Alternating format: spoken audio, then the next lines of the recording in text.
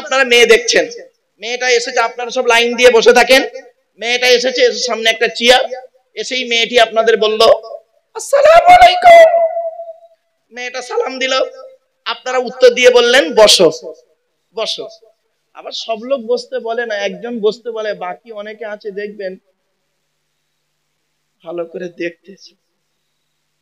এক বুড়ো মনে মনে করছে এত সুন্দরী কোথায় ছিল, আমাদের বুড়িগুলো সব তখন বিয়ে করে ফেলেছি। এই বাস্তব কথা বলছি, কত লোক বিয়ে মেয়ে দেখতে গিয়ে নিজে বিয়ে করে নিয়ে চলে এসেছে, ঠিক না ঠিক? তো ভালো। এবারে করছে, আল্লাহ বলছেন তিনটে জিনিস তোদের দেহের মধ্যে আলাদা করেছি। এক নাম্বার হলো ব্লাড গ্রুপ আলাদা। দু নাম্বার কি আলাদা শুনে নিন, আল্লাহ পাক কোরআনে বলেছেন আলাম নাজআল লাহু আইনাইনি ওয়া লিসানান ওয়া শাফাতাইন ওয়া হাদাইনাহুন নাজদাইন। আল্লাহ বলছেন বান্দা আমি কি তোদের দুটো চোখ তৈরি করি নাই?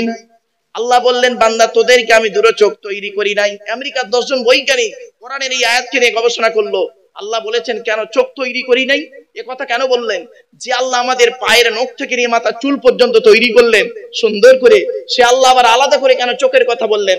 চোখকে নিয়ে গবেষণা শুরু হয়ে গেল। আমেরিকার 10 জন বৈজ্ঞানিক গবেষণা করতে করতে দেখলো যে এই পৃথিবীতে যত মানুষ পৃথিবীতে এসেছে, যত মানুষ বেঁচে আছে, যত মানুষ আসবে, কারোর চোখের রেটিনার সঙ্গে কারোর চোখের রেটিনার কোনো মিল নেই। জোরে বলুন সুবহানাল্লাহ। সঙ্গে সঙ্গে ওই 10 জন বৈজ্ঞানিক ইসলামের কালেমা পড়ে মুসলমান হয়ে গেল। আপনি কোথায় আছেন? আপনি তো এই টান শুনতে ব্যস্ত, আপনি তো কিস্সা কাহিনী শুনতে ব্যস্ত। আপনি কি জানেন? ভাবতে পেরেছেন? আচ্ছা বাবা, আপনারা আধার কার্ড করেছেন? আরে ভাই বলুন না। আচ্ছা আধার কার্ড করার সময় অফিসাররা আপনাদের বলেছিল চোখটাকে বড় করে চান তো? 1500 বছরের কথাটি কোরআনে বলে গেল। আপনি কোথায় আছেন? আপনি আধার কার্ড করার সময় অফিসাররা আপনাদের বলেছিল দুটো বুড়ো আঙুলের ছাপ, বুড়ো আঙুলকে নিয়ে ওই কাঁচের উপরে চেপে ধরেছিল। 1500 বছর আগে কোরআনে কথাটা বলা আছে, শুনে নিন। আজকে আমি বলেছি আমার ওয়াজ শোনার লোকের অভাব, আওয়াজ শোনার লোকের অভাব নেই বাবা। এই ওয়াজ শুনতে গেলে একটু ব্রেন লাগবে, আর একটু কর আঁকড়ি থাকলে আরো ভালো হয়। চলুন, কোরআন বলছে আয়াহসাবুল ইনসানু আল্লান নাজমাআ ইযামা বালা কাদিরিনা আলা আন নুসাউবিয়া বানানা। পবিত্র কোরআন 29 নম্বর পারা, সূরার নাম সূরা কিয়ামার 4-5 নম্বর আয়াতে আল্লাহ বলছেন হে মানব জাতি, তোরা কি মনে করেছিস আমরা মরে গেলে পচে গলে হাড় হয়ে যাব? আমরা মরে গেলে পচে গলে হাড় হয়ে যাব, আর আমাদের কিয়ামতে আল্লাহ আর তুলতে পারবে না, আমরা পুড়ে ছাই হয়ে যাব। আল্লাহ বলছেন এটা কোনোদিন ভাববি না। এই পৃথিবীতে যেমন তোদের বুড়া আঙুলের ছাপ যেমন কারোর সঙ্গে যেমন কারোর কোনো মিল নেই, কিয়ামতের মাঠে কারোর সঙ্গে কারোর কোনো মিল পাবি না। কোরআনের এই আয়াতকে নিয়ে কে গবেষণা করলো? থাইল্যান্ডে চ্যাং ম্যাং ইউনিভার্সিটি অ্যানাটমি বিভাগের প্রফেসর, বিখ্যাত পণ্ডিত বৈজ্ঞানিক, লোকটার নাম হলো কি জানেন? তাথাগাত তোজেসান। উনি একজন খ্রিস্টান, হিন্দু নন, মুসলমান নন, উনি একজন খ্রিস্টান। উনি বলছেন কোরআনে ভুল আছে। বলে কি ভুল? বলল কোরআনে লেখা আছে বুড়ো আঙুলের ছাপ নাকি কারোর সঙ্গে কারোর কোনো মিল নেই। আমি কোরআনের ভুল বের করে শুনবো। উনি করলেন কি, 1000 মানুষের বুড়ো আঙুলের ছাপ নিলেন, 1 বছর ধরে গবেষণা করে দেখছে কার সঙ্গে কার মিল আছে। যখন কারোর সঙ্গে কারোর কোনো মিল পেলেন না, ল্যাবরেটরির ভিতরে দাঁড়িয়ে দাঁড়িয়ে ইসলামের কালেমা পড়ে মুসলমান হয়ে গেলেন। কোথায় আছেন আপনি? আপনি কোথায় বসে আছেন? আপনি তো নিজেদের মধ্যে মারামারি করতে করতেই ব্যস্ত, ঠিক না ঠিক? যারা কোরআনকে নিয়ে গবেষণা করে তাদের চিন্তা ভাবনা চেতনা বিবেক বুদ্ধি অনেক উন্নত মানের। বাপেরা চলুন আরেকটা এক্সাম্পল দিচ্ছি আপনাদের। অসুবিধা হচ্ছে আপনাদের? বন্ধ করে দেবো? অসুবিধা নেই, বললে আমার টাইম হয়ে গেলে বন্ধ করে দেবো, চিন্তা নেই, আপনারা বলবেন, অসুবিধা নেই।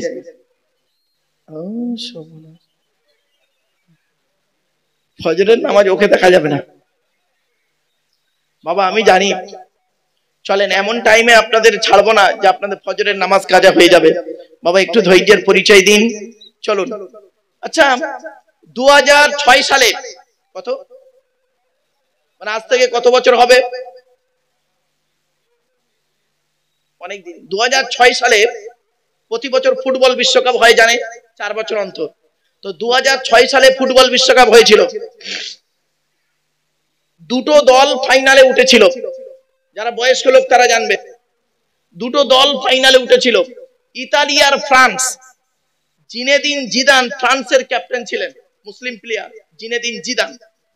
ইতালির একটা প্লেয়ার মাতেরাজিদ বলে নাম, খেলার মাঠে জিদানকে মাবুন তুলে কথা বলে, তো জিদান রেগে গিয়ে মাথা দিয়ে গুঁতো মেরেছিল, তো মাঠে পড়ে গেল মাতেরাজিদ, আর রেফারি করলেন কি লাল কার্ড দেখালো জিদানকে, উনি মাঠ ছেড়ে চলে গেলেন।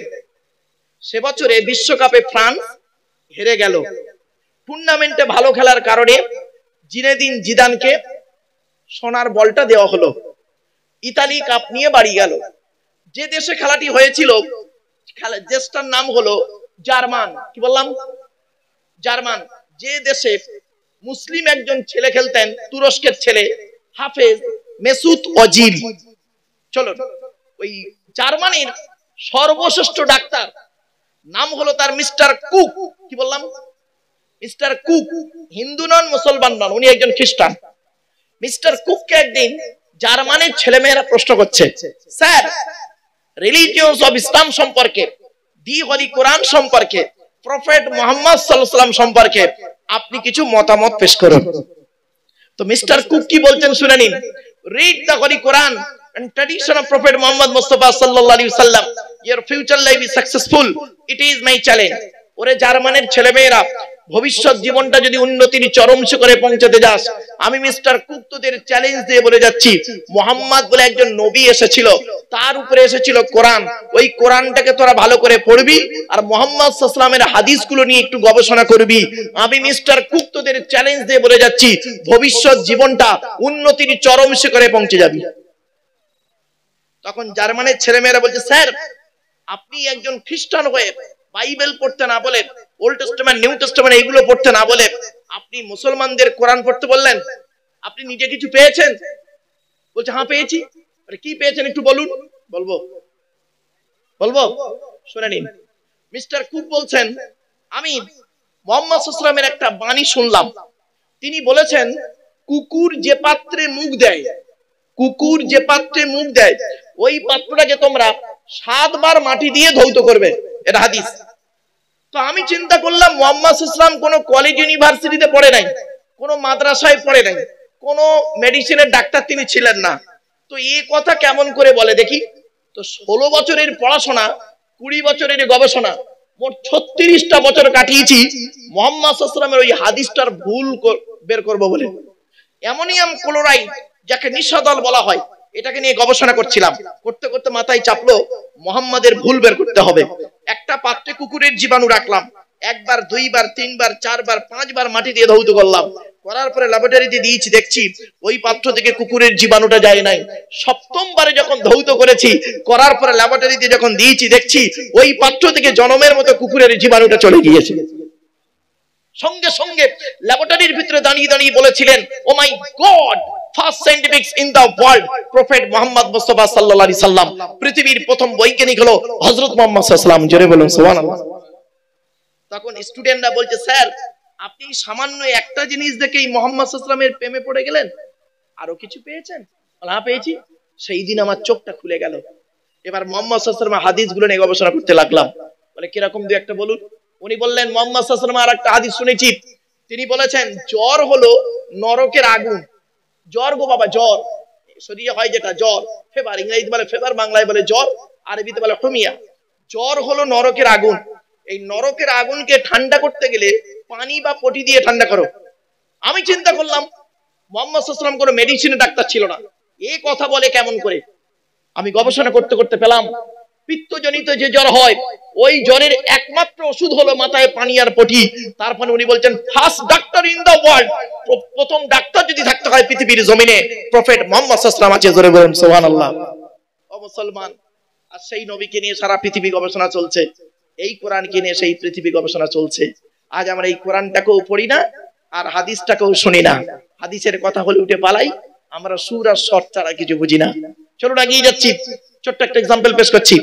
এখানে যত পুরুষ বসে আছেন, এখানে যত পুরুষ বসে আছেন, আমার দৃঢ় বিশ্বাস, মানে আমার ধারণা, ঠিক হতে পারে ভুল হতে পারে, এখানে যত পুরুষ বসে আছেন বেশিরভাগ পুরুষ এই কোরআন পড়তে পারে না, ঠিক না বেঠিক? ওখানে যত নারী বসে আছে আমার ধারণা ঠিক হতে পারে, ভুল হতে পারে, বেশিরভাগ মেয়ে ছেলে কোরআন পড়তে পারে, ঠিক না ঠিক? এটা কেন হলো? এই পুরুষেরা উত্তর দিন, এটা কেন হলো? জলসা তো পুরুষ, নারীরা দেয় না, নারীরা চাঁদা দেয়, প্যান্ডেলে এসে বসে, জলসা তো পুরুষরা দেয়, তা পুরুষরা কোরআন পড়া শিখলো না কেন? শুনে রেখে দিই, যারা যারা কোরআন পড়তে পারেন না তার জন্য 6 জন দায়ী। 6 জন দায়ী। কে কে শুনে নিন। 1 নাম্বার, যিনি কোরআন পড়তে পারে না তিনি নিজে দায়ী। নবীজির হাদিস, রাসূলুল্লাহ বলেছেন বিদ্যা অর্জন করা নরনারীর উপরে ফরজ। তুমি বিদ্যা কোরআন শেখোনি। 2 নাম্বার হলো, যিনি কোরআন পড়তে পারেন না তার জন্মদাতা বাপ দায়ী, পেটে ধরা মা দায়ী। নবীজি বলেছেন প্রত্যেক পিতামাতার দায়িত্ব হলো ছেলে মেয়ের উপরে 3টি, তার মধ্যে একটা হলো সুন্দর নাম রাখতে হবে, আর 2 নাম্বার হলো ওয়াইদা ওয়ালাদা ওয়া ইউআল্লিমুহুল কিতাব, ছেলে যখন কথাবার্তা বলতে শিখবে তাকে কোরআনের শিক্ষা দিবে, বাম্মা তুমি দাওনি। 3 নাম্বার হলো, 4 নাম্বার দায়ীকে ও শ্বশুর দায়ী, শ্বশুর দায়ী। 5 নাম্বার হলো শাশুড়ি দায়ী। 6 নাম্বার কে জানেন? যারা বিয়ের দেখাশোনা করতে গেছে ওরা দায়ী। এই দেখাশোনায় যারা গেছে ওরা দায়ী। ছোট্ট একটা উদাহরণ দিচ্ছি আপনাদের, রাগ করবেন না কেউ। আপনাদের এলাকায় দেখাশোনা করে বিয়ে হয় না অনলাইন এখন চলে আসে? রাগ করবেন না, মানে দেখাশোনা করে হয় এখন, তাহলে যাই হোক, আমি বলছি অনলাইনে হয়ে যায় এখন, সব অনলাইনে হচ্ছে তো, যাক, তো দেখাশোনা করে বিয়ে হয়। সত্যি কথা বলুন, মেয়ে দেখতে যখন গিয়েছিলেন আপনারা, মেয়ে দেখতে গিয়ে কি সর্বনাশটা করেছেন বলুন, দেখুন বের করে দিচ্ছি আপনাদের। মেয়ে দেখতে যখন গিয়েছেন 20 জন লোক গেছে, 4টে বুড়ো, 4টে আই বুড়ো মানে অবিবাহিত, 4টে বিবাহিত, 4টে মেয়ে ছেলে, 4 রকমের মেয়ে ছেলে, আর 4টে 4 আনা 8 আনা, তখন বুঝতে পারছেন বাচ্চা। যাক, 20 রকম লোক গিয়েছে একটা মেয়েকে দেখতে, যে বিয়ে করবে সে যায়নি, ঠিক না ঠিক? যে বিয়ে করবে সে যায়নি, তার 60 লোকগুলো গিয়েছেন মেয়ে দেখতে। মেয়েটা ধরুন উচ্চ মাধ্যমিক পাশ করেছে, সাদা চামড়া, উচ্চ মাধ্যমিক পাশ করেছে, আপনি তাকে দেখতে গিয়েছেন, দুপুর বেলা গিয়েছেন তাদের বাড়ি 20 জন মেয়ের বাপের বাড়িতে, গিয়ে দেখছেন মেয়ের বাপ করলো কি 20 জনকে খাবারের ব্যবস্থা করলো, বিকেল বেলা চায়ের ব্যবস্থা করলো, মোটামুটি 1010-15 খরচা হয়ে গেছে মেয়ের বাপের। বিকেল বেলা আপনারা মেয়ে দেখছেন, মেয়েটা এসেছে, আপনারা সব লাইন দিয়ে বসে থাকেন, মেয়েটা এসেছে, এসে সামনে একটা চেয়ার, এসেই মেয়েটি আপনাদের বলল আসসালামু আলাইকুম। মেয়েটা সালাম দিল, আপনারা উত্তর দিয়ে বললেন বসো বসো। আবার সব লোক বসতে বলে না, একজন বসতে বলে, বাকি অনেকে আছে দেখবেন ভালো করে দেখতেছে।